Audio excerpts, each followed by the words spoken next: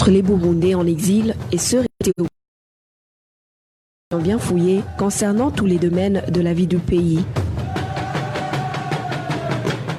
Le magazine Humura Burundi est diffusé sur le web à www.rpa.bi. Humura Burundi.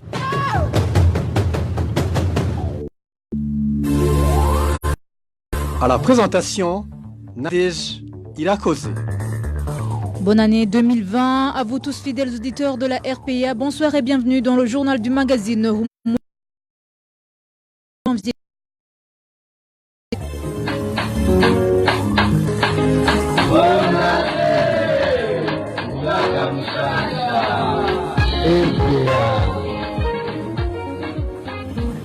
Tout d'abord, la persécution continue à l'encontre des réfugiés burundais se trouvant en Tanzanie. Un jeune homme réfugié au camp de Nduta enlevé tanzanienne est sans trace depuis ce jour. Plus de sécurité, un jeune homme de la commune Kiremba en province Ngozi a été blessé la nuit dernière. Des policiers, Jean Miburu est un militant du parti CNL et ces policiers l'ont trouvé là où il était en train d'étancher sa soif. Les policiers voulaient l'arrêter comme convenu au cours d'une réunion dernièrement tenue l'autorité provinciale d'Ongozi et les administratifs de Kiremba. Les détails avec Innocent Valentin Singirangabo.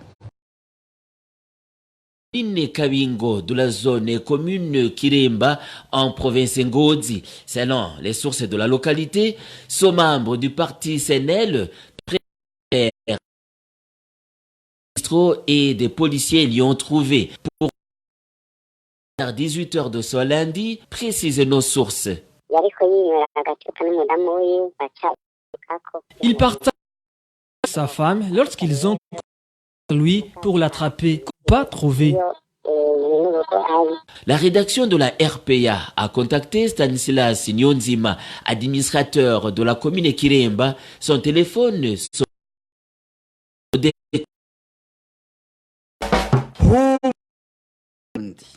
Le réseau des associations qui protègent les Fangas est une propriété des démobilisés, prouvent les enquêtes de la RPA qui ne vont tolérer quiconque constitue projet. Le point avec le vice Nyonzima. Parmi ces associations qui produisent la boisson Fangas, la principale est dénommée Arise and Shine Burundi, Ashibu en sigre. L'usine de fabrication implantée au quartier Ngagara, à Meni de Bujumbura, tout près du ministère de la Sécurité publique. Le patron de cette association est Edouard Misago, surnommé Nyari Nyari. C'est un démobilisé et ancien chauffeur de la chorale, comme Ezaguse. La permission de continuer la production. Selon toujours notre source à la BBN, cette décision un poste qu'il avait occupé pendant une année, 3 mois uniquement. François Havyarimana aurait même subi des menaces de mort. Rectorat de l'université du Burundi. Merci Clovis Nyonzima. La société Ashibu qui produit la boisson Fangas nie être parmi les sociétés qui utilisent des produits nuisibles à la santé humaine. Propos de l'un des membres fondateurs de cette société qui fut aussi un des dirigeants de la même société dans différents départements. Pascal Ndaizeye. Ce qui a été découvert à Gahae Charama était tout le contraire de ce qui a été dit sur l'usine Arise quartier 10. Le ministre s'est même exprimé sur terrain.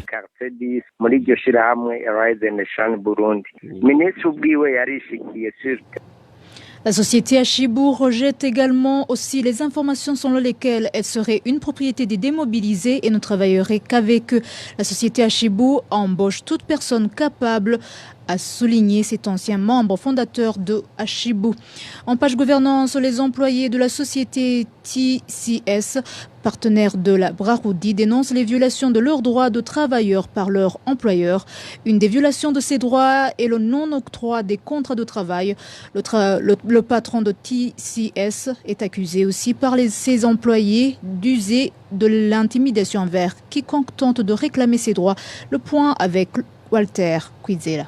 Travaillant pour la Braroudi depuis plus de 3 ans dans le département de packaging, ces employés de l'association TCS, qui avoisine 300, disent ne signer que des contrats temporaires de 1 à 3 mois.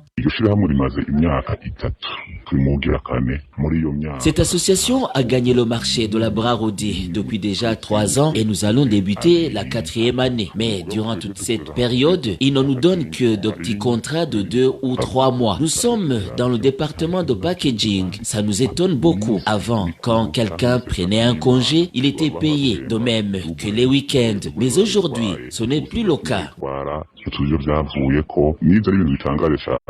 Une situation qui, selon ces agents, les maintient dans l'instabilité. Ne tapant sur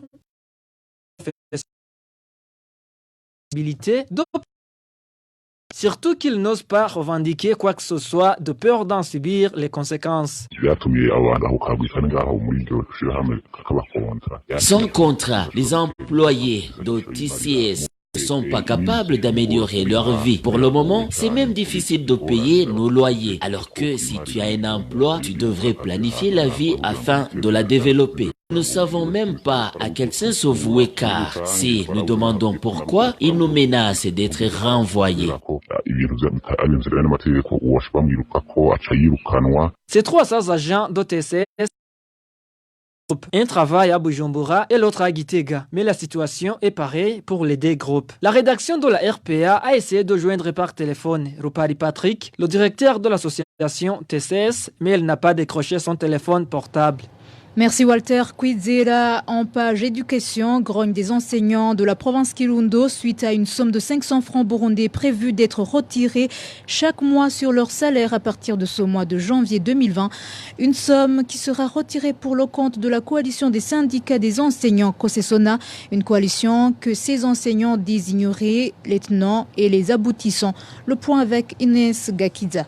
Ces enseignants de la province Kirundo indiquent syndicat des enseignants pour la solidarité nationale et la défense des droits socioprofessionnels Kosesona en sigle avait déjà procédé au retrait des sommes sur leur salaire en 2018. À cette époque, le but de ces retenues sur salaire leur avait été communiqué. C'était pour aider les personnes qui avaient été touchées par la famine. Mais aujourd'hui, ces enseignants affirment ignorer la motivation de ce retrait mensuel.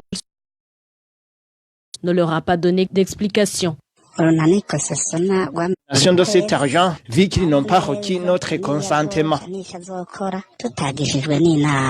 En plus, ces enseignants disent qu'ils ne savent même pas qui est à la tête de cette coalition et craignent que la Kosesona n'a d'autre visée que de voler leur argent. Ce que nous avons entendu, c'est que les enseignants ont jusqu'au 7 janvier pour se retirer de la liste de Kosesona, ce qui est très étonnant car jusqu'à présent nous ne savons pas de cette coalition, ce qui est à l'origine de cette coalition. En plus, personne n'est venu nous expliquer l'objectif de la dite coalition. Alors, on se demande comment allons-nous nous retirer sur la liste à laquelle nous n'avons pas adhéré. Cette coalition ne vient que pour dérober l'argent des enseignants. Kosesona est constitué par 7 sur 9 syndicats des enseignants existants au Burundi. Cette somme de 500 francs burundais sera retirée sur le salaire de chaque enseignant du Burundi, même ceux affiliés à ces 2 syndicats non-membres, de même que sur les salaires des non-syndiqués. Les contestations n'ont pas après la... Retrouvez les différentes productions de la RPA sur Facebook, YouTube, Twitter et sur www.rpa.bi.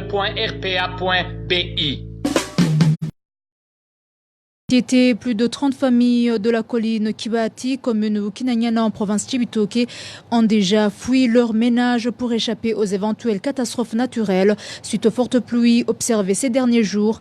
Regroupées dans les établissements scolaires de cette localité, ces familles sont dans la désolation. Le point avec Rachel Kagissier. Parmi les 5 collines de la zone Massango, la plus touchée est celle d'Okibati. Suite aux pluies diluviennes, les maisons ont été emportées par le glissement de terrain. Depuis samedi soir jusqu'à ce mardi, 30 familles ont fui. Parmi elles, 23 familles ont été regroupées à l'école fondamentale d'Okibati. 7 autres sont hébergées n'ont pas été touchées. Ces pluies diluviennes ont failli emporter l'hôpital de Massango situé au-dessus de la route nationale numéro 9, reliant Bubanza-Andorra. Pour le moment, cette route ne passe pas suite à un éboulement de ses bords. Les victimes de ces pluies n'ont rien. Elles n'ont pas de quoi manger ni de quoi se couvrir. De leur côté, les personnes restées dans le ménage n'ont pas le cœur tranquille, craignant d'autres éventuelles pluies diluviennes.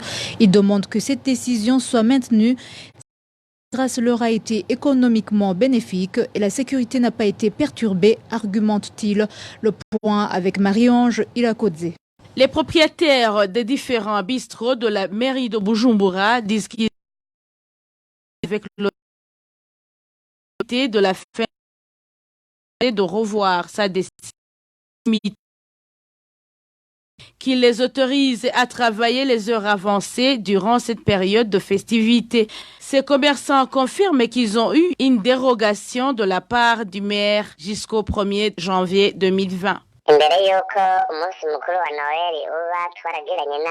Avant les festivités, nous avons fait une réunion avec le maire de la ville de Bujumbura. Nous qui étions dans cette réunion, nous l'avons supplié de nous permettre de retravailler comme avant, mais même s'il ne l'a pas accepté, il nous a pendant les heures avancées et nous a dit que janvier 2020.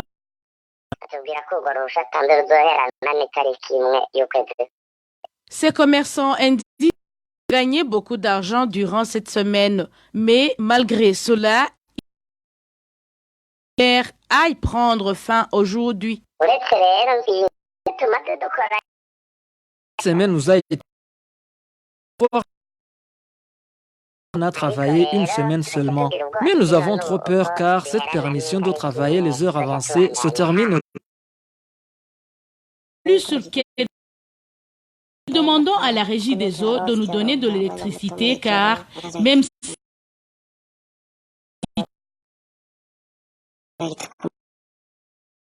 de contacter le bureau de la régie des eaux à Ruigi, mais le téléphone sonnait sans que personne ne décroche.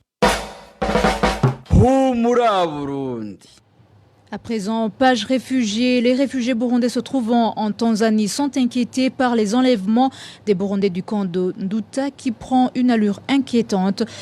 Un jeune homme a été enlevé vendredi de la semaine dernière par la police tanzanienne. Sa famille ainsi que ses voisins disent qu'il est sans emmener des attaques dans différents coins du pays. Rétrospective de la sécurité signée Emmanuel Ndayishimiye.